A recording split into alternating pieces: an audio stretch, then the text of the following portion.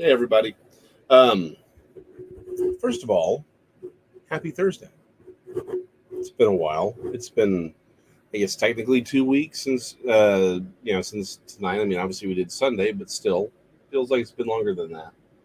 Um, how are y'all? And yeah, I don't even want to talk about what happened last night. That was something. I'm certain those other guys over at not playing politics may have something to say about what happened last night. I would like to talk about the Bible though. But you know how those other guys go. Anyway, we'll give everyone a few minutes to hop on in. We're finally, so as a birthday, I didn't even realize it was a thing, but apparently for my birthday, we're getting into one of my favorite sections of Revelation. This is we're going to be in this part, chapters 17 and 18, probably for a good couple of weeks, because there's a lot here. Um, I guess depending on how quickly I can go, it may only be 2 weeks, but odds are it'll be three. There because there's a lot of ramifications to it. So we'll see how it goes. But yeah, this is actually one of my favorite parts. Um, because it's when you when you go through and you're reading everyone's opinion on it and you're trying to feel things out, it really becomes clear how many people have tried to interpret it through the lens of where they were at the time, and that's sort of the biggest issue. Is we have to sort of take ourselves out of that mentality and say, what does the text actually say? Right? Again, if ever you have a question about something, just ask, what does the text say? That's it. it there's just no point asking any other question than that, because so often that's when you really see that a lot of times a lot of the arguments and confusions that we have is we're trying to understand someone else's interpretation of it rather than the thing itself. Plus, don't get me wrong, being able to say I don't know is remarkably helpful. But we'll go ahead and kick off then this episode with a little bit of prayer, which is desperately needed, and then we'll kick into everything.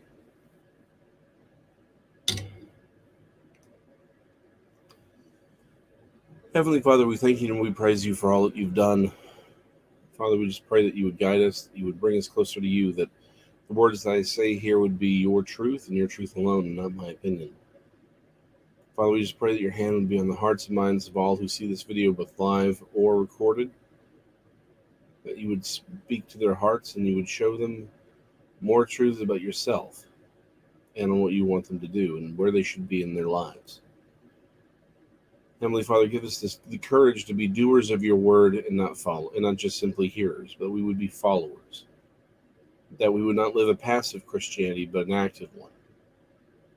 I pray all these things in the name of your Son, Christ Jesus, through whom all things are due and were created. Amen. All right, so we got two chapters to read, so let's just read it.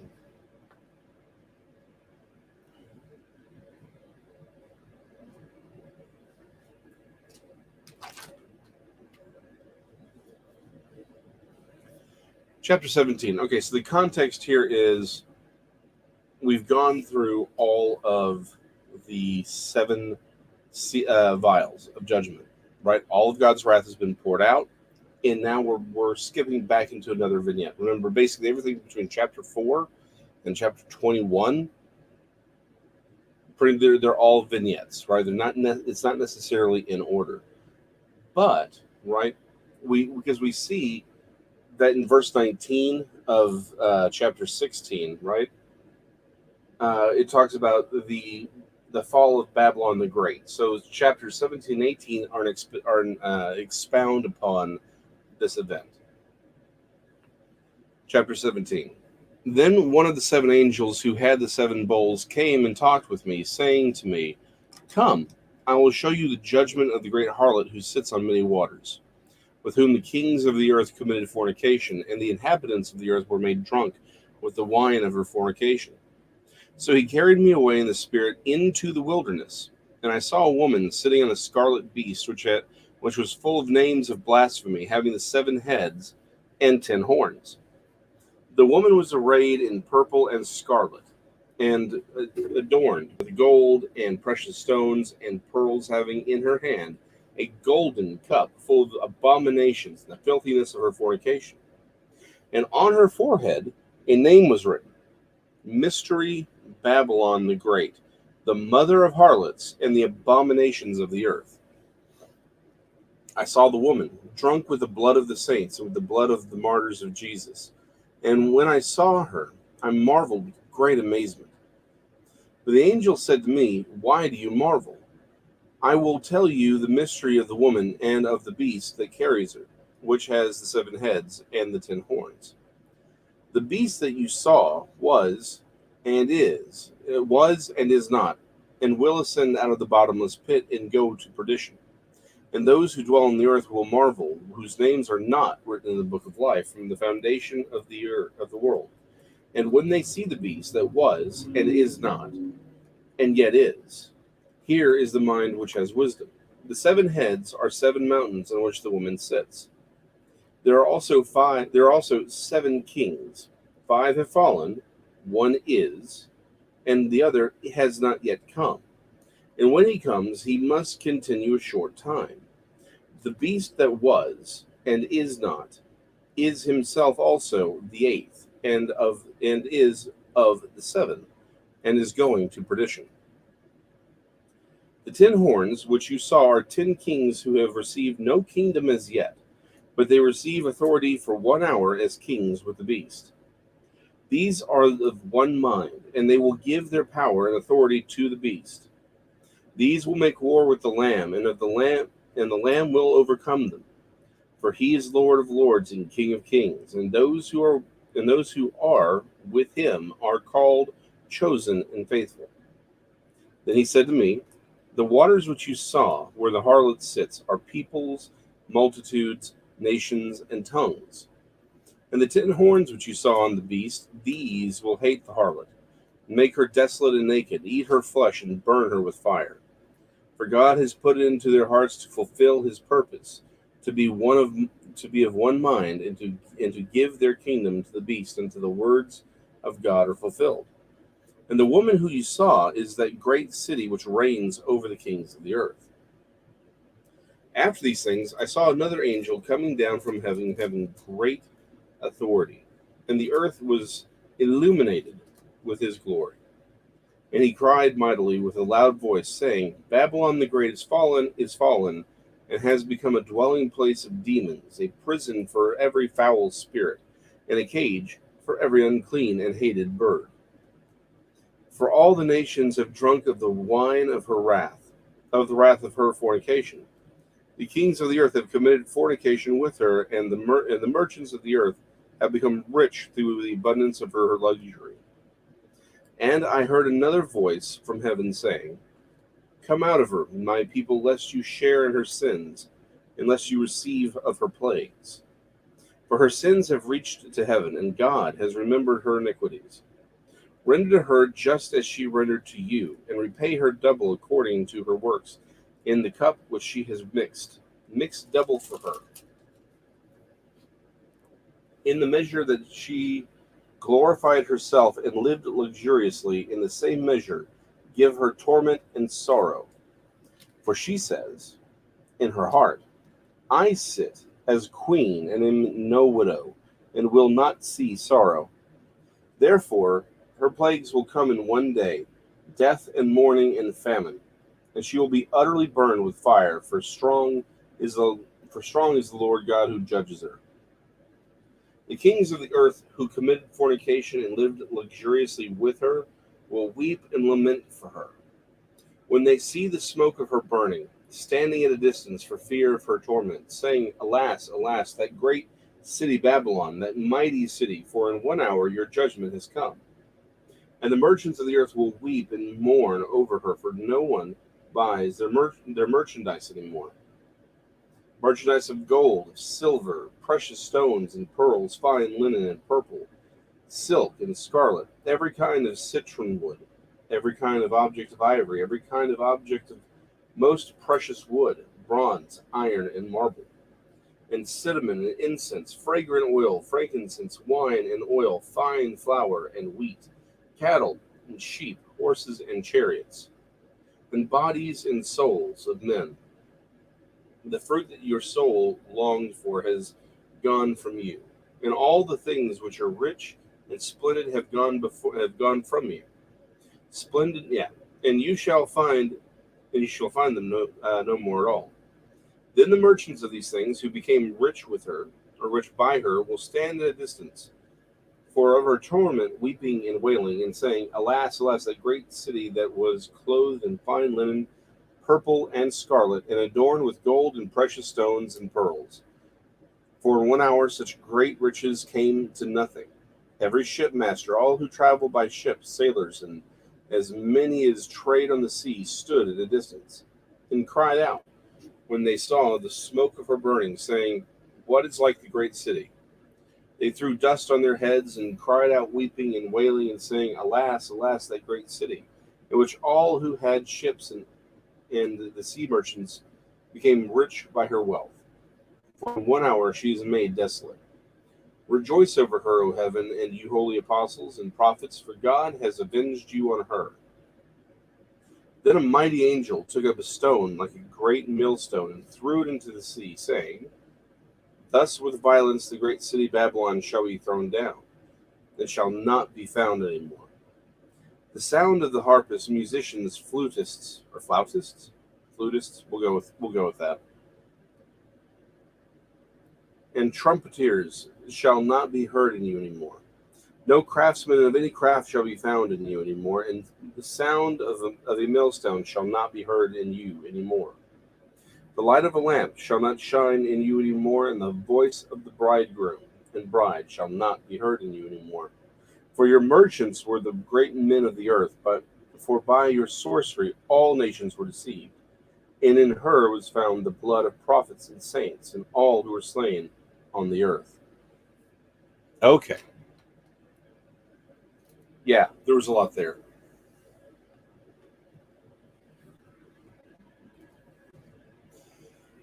So obviously most of us know that the common interpretation of this is that it was that the is that this great city, this whore of Babylon, the harlot, is actually Rome, right? That's the main belief, that's the main argument. And let me sort of explore why I don't believe that anymore, and we'll come to why I believe what I do. So I started going back to the text, and it becomes very clear, right, that there are some very definitive clues. So actually, let me take one more step back before that. I think this is like so much of the Book of Revelation. There's a lot of layers here, so I think there are aspects of these prophecies that are meant to have meant something, that were designed to have meant something for the people of the day, right? There is an argument to be made that this is or has a very superficial reference to Rome, and that there is a message within there. It's just that Rome isn't the true fulfillment. That there was a conversation that was happening in the first century, and it's just that it actually gets fulfilled with us. The argument that if for it being Rome, at least to the first century churches, it says to come out of her, so that they don't participate in her sins. Well, again, as I've stated before, I'm not anti-Catholic per se, but I am not in favor of the hierarchy of the Catholic Church. I do believe it's flawed. I believe it's corrupted. I think the entire premise is not biblical. That occurred because the Christians didn't leave Rome, right? So I do think there is a part of this that is definitely designed to have gone to the first century church as a warning. I think the fact that there was so much similarity in with how Romans sort of did things, like the four chariots or the four horsemen, so chariots. There's just so much here that they would have said, okay, I get it. I get what's happening here. So So I do think that there's an aspect of this is that the first century church was meant to see Rome, but I don't think it's the fulfillment. And and one of the reasons for it is look at where it's said to be. Right, it talks about the ships. It's basically it's near the sea. Okay, you could argue Rome is near the ocean, I suppose. Right, I mean Italy is a peninsula, so you could make that argument. Fair enough. But it's not just this is something on the water or near the water. It's a very wealthy city. So, I mean, the obvious things are wealthy city, very near water, and it is clearly a city that is connected to. And this is interesting. It calls her this city as a female. It's female, but it calls her harlot. Where harlotry in the Old Testament, particularly, is about someone who has left the proper worship of Jehovah, right? So this is a city that is actually not a whole other religion. It is a corrupted version of Christianity. Okay, well, near the ocean or near a sea of some port of some kind, wealthy city, corrupted version of Christianity. This sounds like Rome. It just does. Okay, fair enough. But two questions. One, in chapter 18, right? Oh, hold on. Sorry, chapter 17, verse 3, it says, "So he carried me, John, away in the spirit into the wilderness, and I saw a woman sitting on a scarlet beast, which was full of the names of blasphemy." Okay, so where was John? Where was John carried in his spirit? To the wilderness, into the wilderness. Okay, and there are some who would say, "Well, this is a metaphor, possibly." But where's the wilderness? If you're first century Jew, well, the wilderness was where Moses and the Israelites wandered around for 40 years. Okay, unless there's something we missed, that wasn't Italy. Moses and them were not walking around Italy for 40 years. There's an interesting conversation I think we can have a little bit after this, but just about the Gypsies and their possible connection to the Hebrew people, but that's a different time. Succinctly said, Moses and the Israelites did not walk around Italy for 40 years. They walked around what is basically the modern day Middle East. They probably went all the way to Persia. It is very obvious if you look at the children of Abraham, and again, for those who are unaware, he had other children. It wasn't just Isaac and Ishmael. He After the death of Sarah, he remarried and he had other kids who were sent out. Midian being one of them, but they were sent out. If you look at Zarathustra or Zoroastrianism, Zarathustra was their prophet. I would make the argument that was one of, if it was not one of Abraham's kids, who was Zarathustra, who was bringing his father's gospel to the Persians, then it was it may have been Moses himself. And it's just that's the Persian. We have to remember we have the benefit of the whole Bible. Some of these people, they only got what they had at the time, and then their version goes off from there. So it's the middle. So we're looking at something in the Middle East, and that includes Saudi Arabia. Okay. Second issue here. It has to be that this city has some reason that God can look at and ascribe to it the blood of the saints and the blood of the martyrs of Jesus. This is really important. Chapter 17, verse 6 says, "I saw the woman drunk with the blood of the saints and with the blood of the martyrs of Jesus." Okay, Why is he separating those two things up? Because the saints are the Old Testament saints. The martyrs of Jesus are whom? That's the new century. That's the New Testament church. There's another one in here where it talks about this again, where it says, hold on.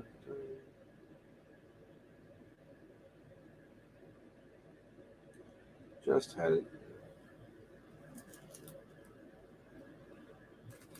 So yeah, right here where it says, "Hey, we're gonna do this."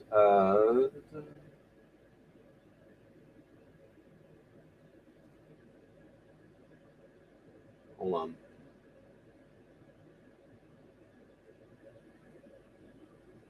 There's another part in here I just missed it. Anyway, the point is, it talks about how. Okay, hold on.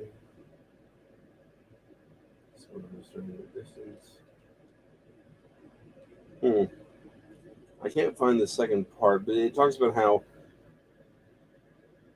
Oh, here it is. Here it is. Rejoice over her, O heaven, and you holy apostles and prophets, for God has avenged you on her. So, in both scenes, what we have is references to Old Testament saints, New Testament saints. Why? How this city has to somehow be able to say that it's directly connected to the death of the Old Testament prophets, and we kind of see this, sort of throughout some of these other scriptures, right? That the Old Testament prophets are part of the story. This Whore of Babylon is not. This city is connected to something much much older. Because let's remember here, it can't be Rome. Rome had nothing to do with the Old Testament. It just didn't. It wasn't around. And the Catholic Church, yeah. So we can argue that the Catholic Church is a corrupted version of Christianity.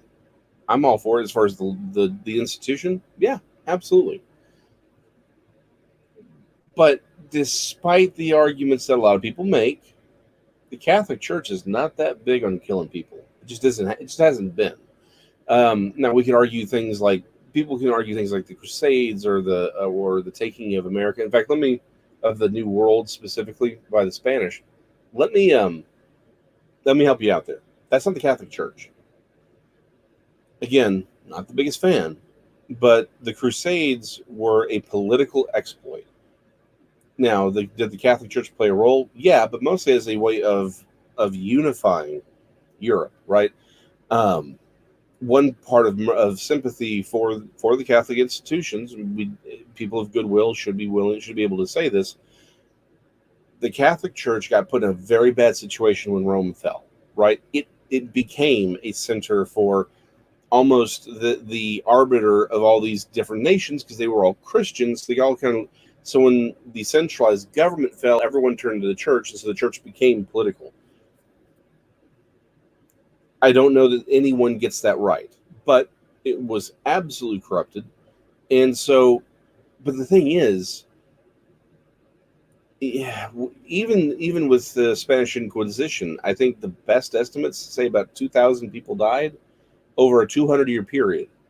Again, that's a lot of people, but it's not. I mean, let's be honest, it's not that bad. I mean, particularly when you go throughout history.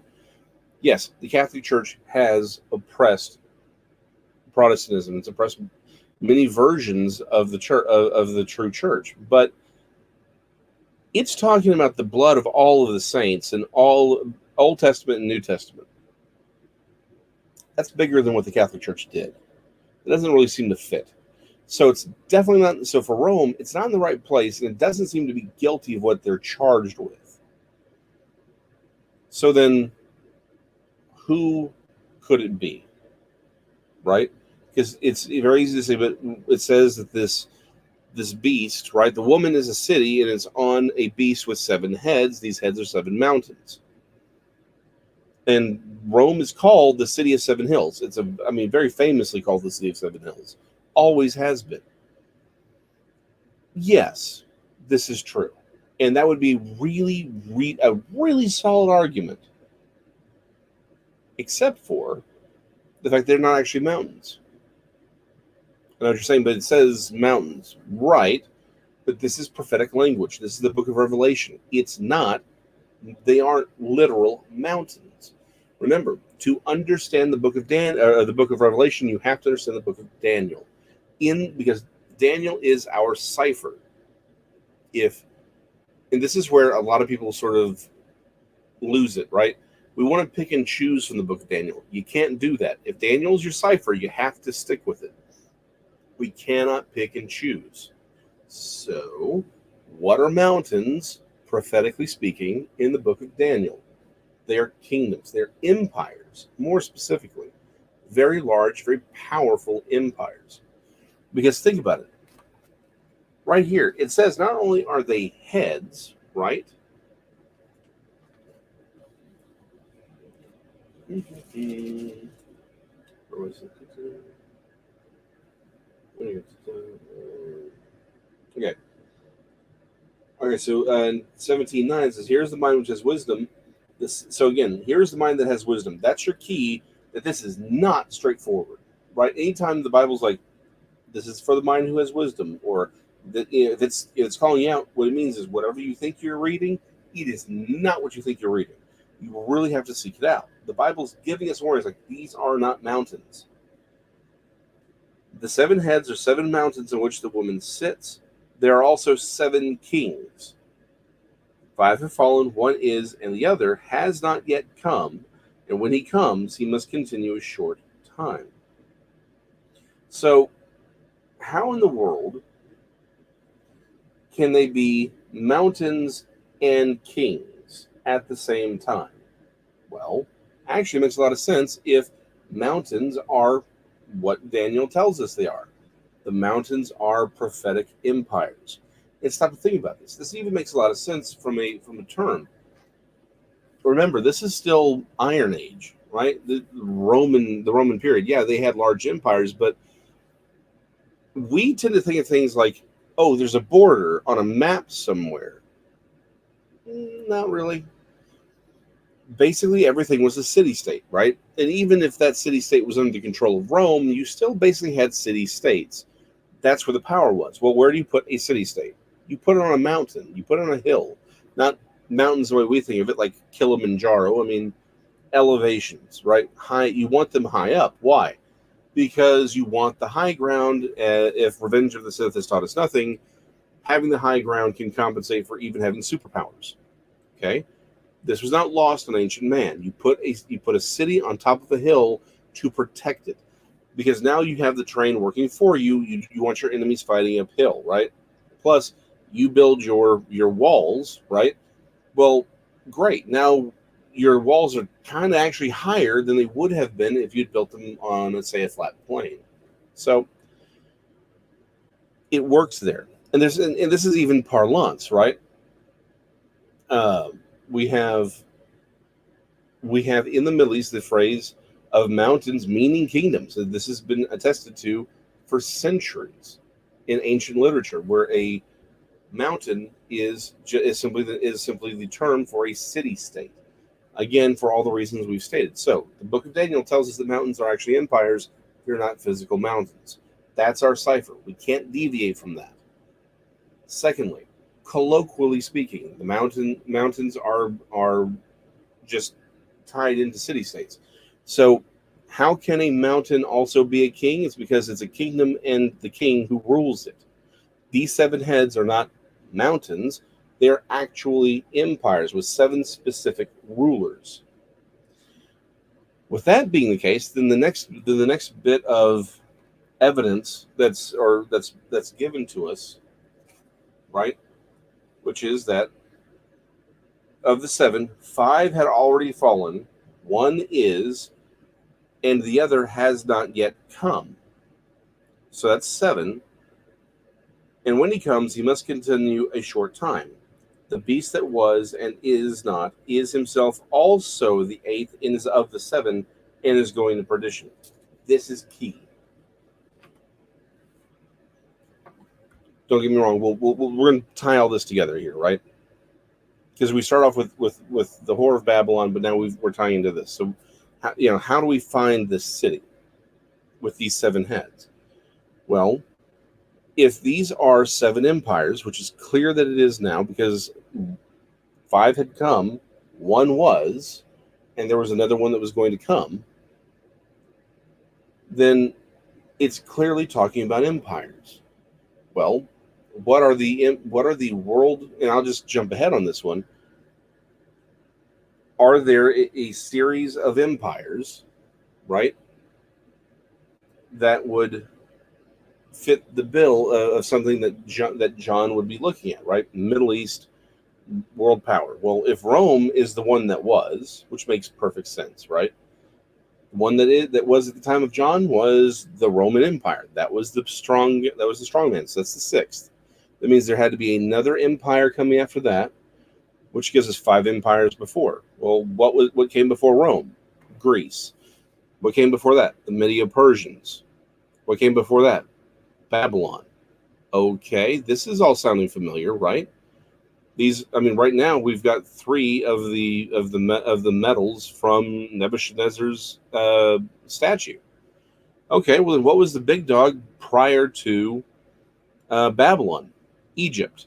Well, what was then what was before Egypt? Because Egypt's one of the earliest ones. Well, the Assyrian Empire run by Nimrod.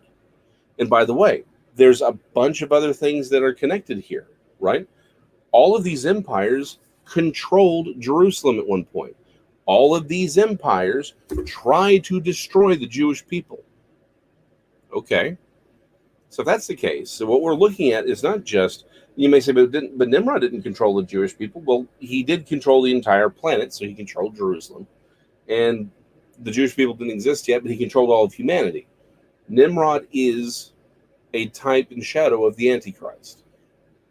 He may, again, as we've discussed in the past, he may even be the Antichrist as far as his spirit, but it's tied into this. But we can see a pattern that's evolved here, right? We have someone who's a world ruler, right? This is a massively powerful empire that controls either all of humanity or, again, the Jewish people in Jerusalem is key here. And they try to wipe out the Jewish people. Okay? So if the first 5, we've sort of already labeled them out. The 6th is Rome. Then what's the 7th one? A lot of people will say, well, the 7th one, again, they want to stick with Rome because we're Europeans. And they're like, well, that's the Holy Roman Empire. Well, but that's still the Roman Empire. They stayed in Byzantium, which was Constantinople at the time. It's a changing of it, but it's still the Roman Empire. Nothing fundamentally has changed. Is there another world-spanning empire that controlled Jerusalem and tried to wipe out the Jews?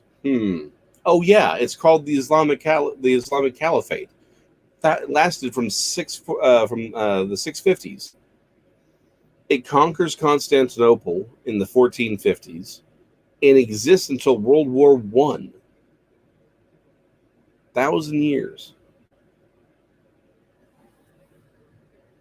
Okay, so what do we see a pattern here? Because the Islamic Caliphate is not exactly the same thing as the Roman Empire, and the Romans and the Egyptians, these are 2 different things. So how does all this fit, and how does this allow us to know what city the harlot is?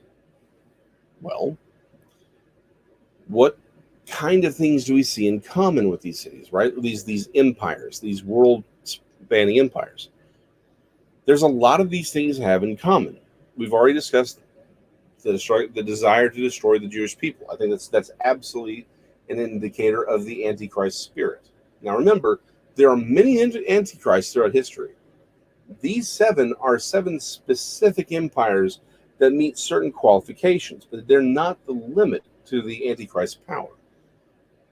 But these 7 empires, so they controlled Jerusalem. They wanted to destroy the Jewish people.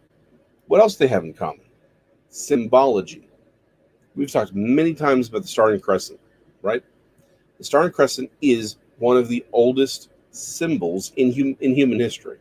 In fact, it is the first known truly divine or concept of the divine right to rule. That's basically what the Star and Crescent is. It is a political symbol. Even today, you ask any Muslim scholar, they will tell you the Star and Crescent is not the symbol for Islam.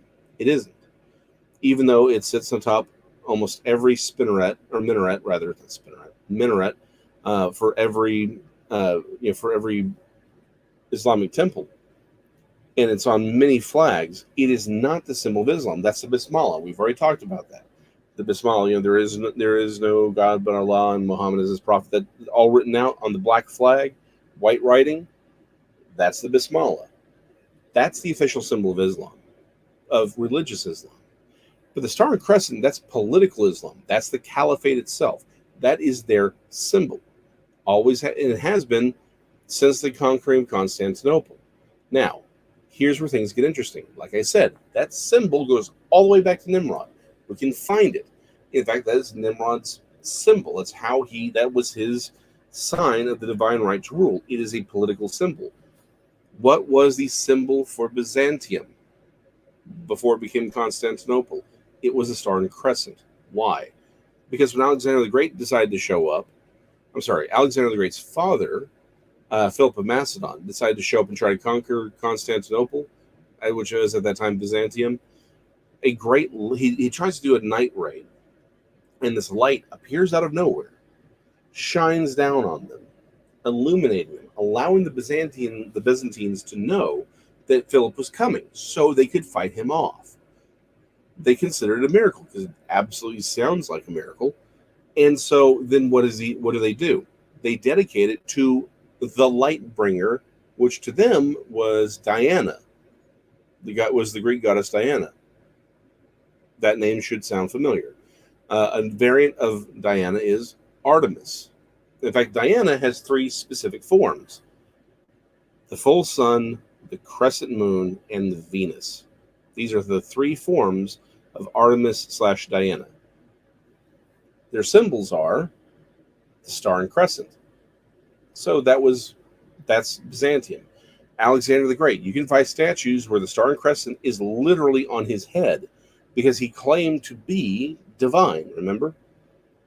The Egyptians, that Hathor, the Apis bull, the red disc in the horns, that's their version of it. Everyone had this symbol. It is the symbol of royalty, of divinity, of this divine right to rule humans. That's the idea behind the symbol. So the fact that we've already connected it to the caliphate, the fact the caliphate is one of the heads, is our clue. Okay. So that means we kind of have to look at Mecca, just in general. Okay, Mecca is what? It's a city near the water. It's unbelievably wealthy. You want to see wealth? Look at Mecca right now. Saudi Arabia is stupidly wealthy. Y'all know that. I don't even have to prove that because you know. But I'm going to tell you a story about it. My father was a mechanic. I grew up a mechanic. I don't know anything about cars. I try not to know anything about cars. I'm a terrible carpenter. Just not my thing. My father was a mechanic. He specialized in European cars. He loved Lamborghinis, Ferraris. He was in love with the Italian sports cars. Well, he liked to go, whenever he got a chance, he'd go to Italy.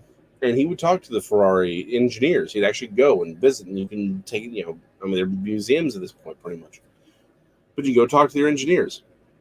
And again, this is a story a lot of people have heard in a different version, but he heard it directly from one of the engineers.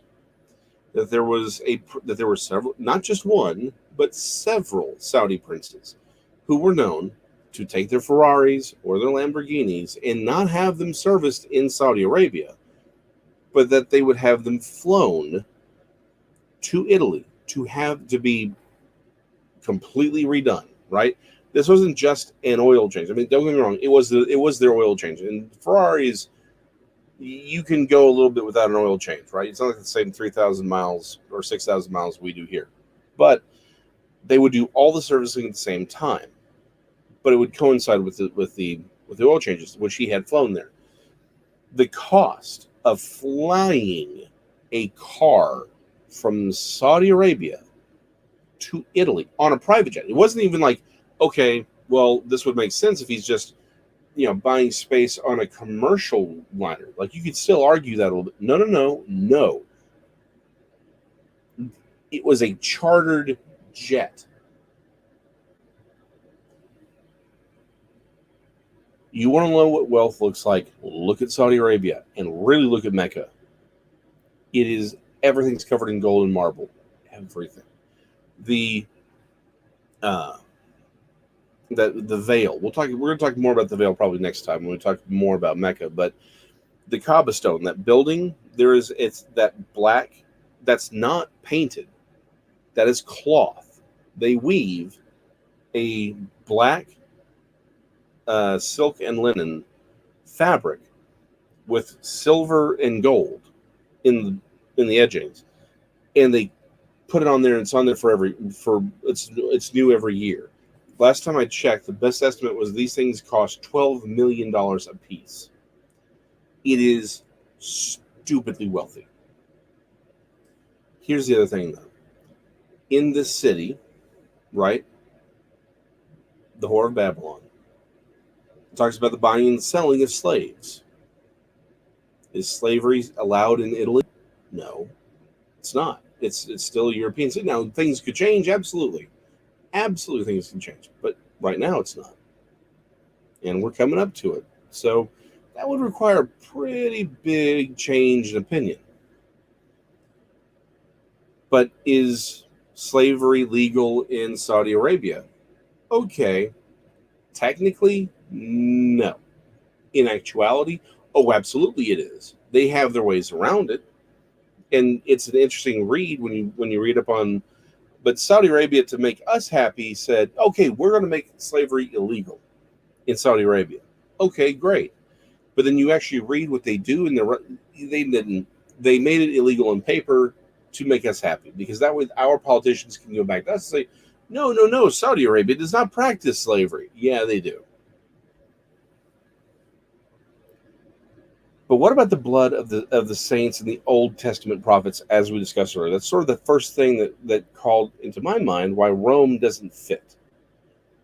How is Rome guilty of the death of the Old Testament saints? Well, how is Mecca? Mecca doesn't make any sense on that, because Mecca wasn't even really a city at the time the Old Testament was happening. It evolved later. It showed up later. Not exactly, though. We've pointed out that there is a lot of connection between these 7 empires, right? The symbol of the Star and Crescent is just one element, but there's other overlapping elements, right? Why is that? It's actually pretty straightforward, because it's all worshiping the same thing, the Antichrist spirit, which is Satan. That symbol is also the symbol of Baal Hadad, the storm god, the enemy of the Israelite people. You go throughout the Old Testament. Who are they always going up against? People who worship Baal. When things went bad, Baal was who showed up. Beelzebub is actually it's not a separate deity. It is Baal. It was just a name given to Baal, and it just meant Lord of Flies. That was a Jewish way of saying Baal without actually having to say Baal. Baal just means Lord. But Baal Hadad, right? The storm god, the Canaanite storm god, they were fighting the entire time. That's who Beelzebub is. It's just sort of their way of sort of like when you listen to the radio today and they give some weird derogatory name to a politician, same thing. When they were saying Beelzebub, they meant Baal Hadad. But Beelzebub means Lord of the Flies. Right? It's their way of degrading Baal. Baal's symbol is connected to the Star and Crescent. In fact, right now, you can go to museums in Israel and you can see Canaanite bull gods. Right? They'll say this is a representation of, because at first we thought, oh, it must be a representation of El because it's a bull god. No, it's still Baal Hadad because he's also rendered as a bull sometimes.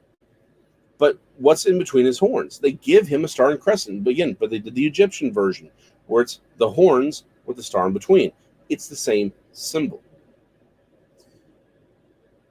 All Islam is a continuation of the worship of Baal Hadad. And there's a ton more of evidence that we're going to get into next week for this. But let's go back to something really, really interesting. Is there a connection to Baal Hadad and Allah? Answer, yes, because they're the same person. And that's not me saying it. That is any Middle Eastern scholar. They will tell you that Baal Hadad evolved into Allah. And here's where it gets really interesting. And we're going to get way more into how into the connection between the feminine in Mecca. Like that, there's a lot there. So we're not even going to talk about that. There's a lot of visuals too. But when it comes to the connections, right? Remember how I said that that the Byzantium dedicated themselves to Diana, which had 3 versions, right? It's basically Hecate, Artemis, and Diana, right? Or aka Luna. So Diana has 3 personas. It's the warrior, the mother, and the crone, which is the sun, the moon, in eclipse, and then Venus. These 3 forms, these 3 versions, which again are which you put them together, you get the star and crescent. That's the symbol. It's this almost Trinitarian view. Well, Mecca had originally 360 different altars. One of them, or 3 of them, were to a triad of goddesses. These goddesses were known as the crone or the old woman, the warrior, and the mother, whose signs happen to be the sun, the crescent moon, and Venus. It's the same. They're clearly the same figures. To the Greeks, she was Diana and Artemis and Hecate, and to the Middle Eastern figures, the Arabians living in Mecca, it was these 3 other goddesses. Here's where things get even weirder. As we all know, right? And I'll show you the visuals to this next week because I want to get more into this. But when Paul was arguing in Ephesus, right? Ephesus being a major port city that was dedicated to Diana, same person, the same goddess that was worshipped in Byzantium. At Ephesus, they had a statue or an idol that was the big thing, right? That's why everyone went there, right? Everyone will tell you that the idol included a black stone that came from the sky, a meteorite. That stone disappears from history about 2 AD, about less than 200 AD. The thing just goes missing, right? That's what happens, centuries of times things disappear. Cities get burned, whatever, so it disappears. Coincidentally, a few centuries later, what pops up in Mecca? When Muhammad goes to destroy all the other idols, right? The one he left is the one that's supposed to be for Allah. That's the one he leaves. That's the Kaaba stone, the black stone that everyone worships there. That's supposed to be the one for Allah. However, if you read, scholars will tell you that they believe there was a black stone in the area. They won't say Mecca because they're trying to keep it. They have to try and keep the Muslim population happy. There's certain things that archaeologists will not talk about because they don't want to get they don't want to have blowback from when they go into Saudi Arabia or when they go to Egypt. They want to be able to do their digs. So they try to avoid certain topics. This is one of them. So remember those 3 women I mentioned earlier that are clearly copies of Diana, Artemis, and Hecate, which are the same being? They had a temple nearby where a black meteorite was also worshipped. Okay. Interesting. Maybe it's just a coincidence. Maybe there's just a bunch of black meteorites hanging out. That's possible. But one of the three women, or these three goddesses, in the that the Arabians worshipped, one of their names was Ilala or Il-Allah, which again, Texan, don't ever trust me. But it's the feminine form of Allah. It's the female name for Allah. So what we have is Diana, Hecate, Artemis, worshipped in Byzantium. Triad of goddesses, sun, moon, Venus. Hop over a few centuries, and again, black stone. Hop over a few centuries, same symbology, same thing. Her name is the female version of Allah, and Muhammad leaves one standing. Okay, this is too many coincidences, but there's one more, and we're going to focus more on this one next week. I swear, because I want to wrap this all up in a nice little bow. Who did Paul get into trouble with when he was in Ephesus? Silversmiths, right? Because what were they doing? They were making replicas of their idol.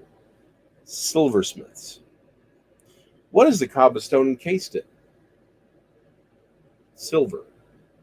And it's supposedly the same silver. Now, it's been replaced several times, but it is based on what was originally there.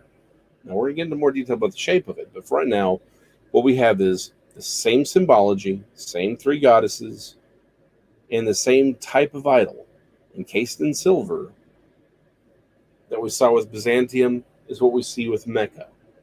One of the three goddesses' names, the feminized version of Allah. Most scholars will even tell you straight up, without even doing the circuitous route that I have, that Allah is simply Baal Hadad. It's the same symbology. How did Nebuchadnezzar want people to worship his statue? When there was a call to music. Remember? Call to prayer. It was done with music. Everyone had to stop and kneel towards an idol. What does Islam do?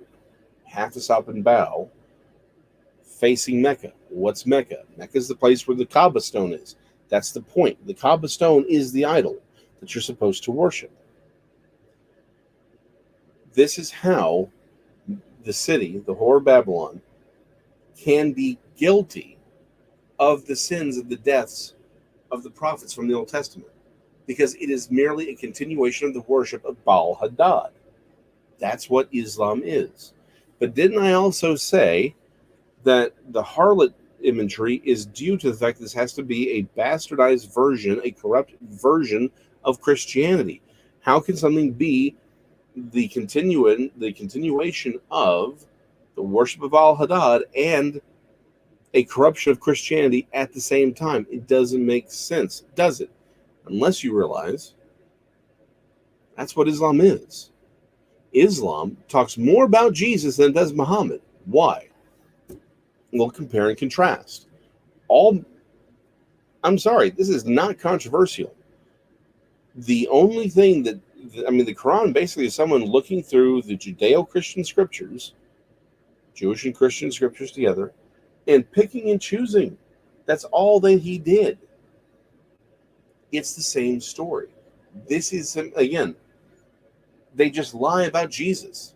Remember, Jesus, our Jesus, our son, our Savior was crucified, died, resurrected. They simply say that part didn't happen. Okay, well, they're denying the resurrection of Jesus. That's the Antichrist spirit right there. It's a bastardized version. In fact, central to their teaching is that Jesus is going to come back. He was just never crucified, but that he's going to come back. And remember, as I think we've talked about this weeks and weeks ago, he's going to come back. Their version of Jesus, which is Isa ibn Miriam, or Jesus, son of Mary, son of Mary, not son of God. Yeah. But he's going to come back. He's going to fight against Al-Dajjal, which, again, if you talk to people, they will say, oh, that's the Islamic name for the Antichrist.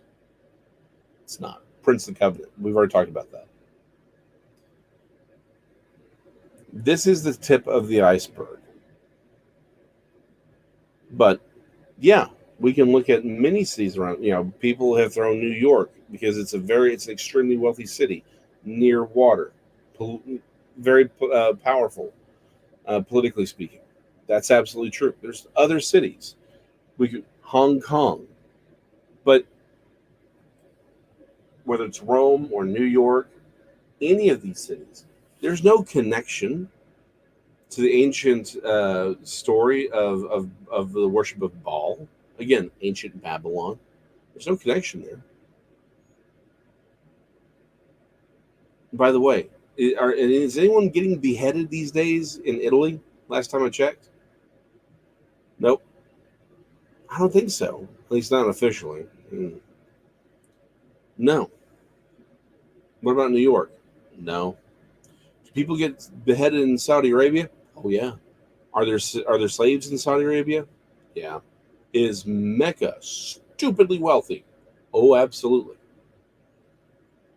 Mecca is the city, but there's so much more here. Like I said, we're gonna stay in this section for like a good 2, maybe 3 weeks, because there's so much more to talk about here. We've just basically laid out a very brief sort of framework, and the key things to remember here is, and look as far as you want. Star and Crescent. Like I said, we're gonna make a much bigger point about that next week. I just want to keep sort of showing some things up here, but seven-headed beast, which by the way, I think there is, again, this may be week 3 that we'll have to get into that, but the seven-headed beast that she's riding I would argue, the same seven-headed dragon from chapter 12. Well, we're told specifically that dragon is Satan. Well, how can Satan, the devil, be also 7 heads and 7 kings and 7 kingdoms? And how does all this work? We're going to talk about that. But I would say, look at the star and crescent. Look at how many nations have the star and crescent as their official symbol. Then look more closely and see how often it shows up in everything else. When Satan offered Jesus the nations of the world, he was not kidding. Satan has control of our planet. He has for centuries. People have voluntarily given him power. That is who our fight is against right now, right? The other guys are not playing politics when they talk about Kamala Harris and all of that. The thing that we as Christians need to remember is Kamala Harris isn't the problem. Joe Biden is the problem. Donald Trump is the problem. It's sin. And it's sin that is acted out in the hearts and minds of men that are controlled by Lucifer or Satan. Again, Lucifer is the prophetic name of the Antichrist. This all gets very convoluted, and to say, so the simple fact of the matter is, it's just Satan. Let's just give it Satan, because he's the great enemy at the end of the day anyway. It doesn't matter. But by the time we're done with this, we are going to see just how much control he really has. This is when Paul says that our fight is against powers and principalities of the air. He is not exaggerating. He's not kidding.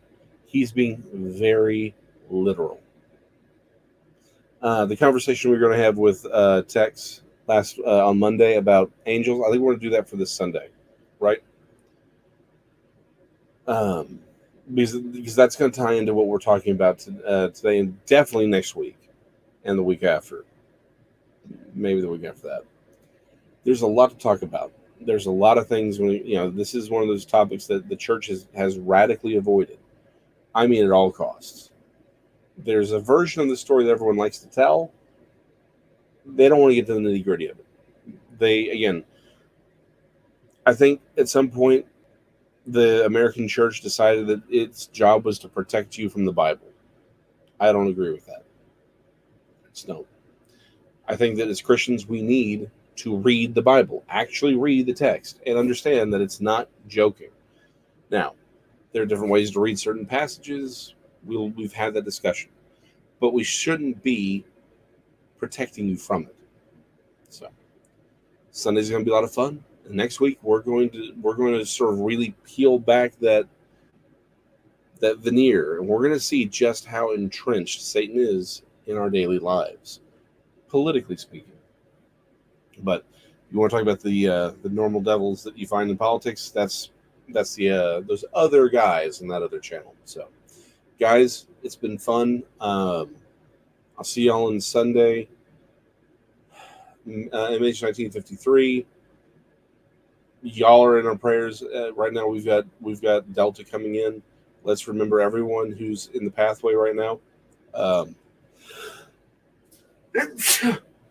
They're still recovering from all the other activity this year, and again, that's with the whole COVID restrictions. So it's not. So y'all haven't been able to really do everything that you're supposed to, right? So as far as the cleaning up from the other things, so let's keep everyone who's in the pathway of Delta in our prayers. Let's keep this nation in our prayers, our president specifically, and let us pray for strength, for courage to live out our Christianity. We need to be active. And it's going to look different for everyone, right? But we need to live actively in our communities to be the light and salt we're supposed to be. See y'all next week.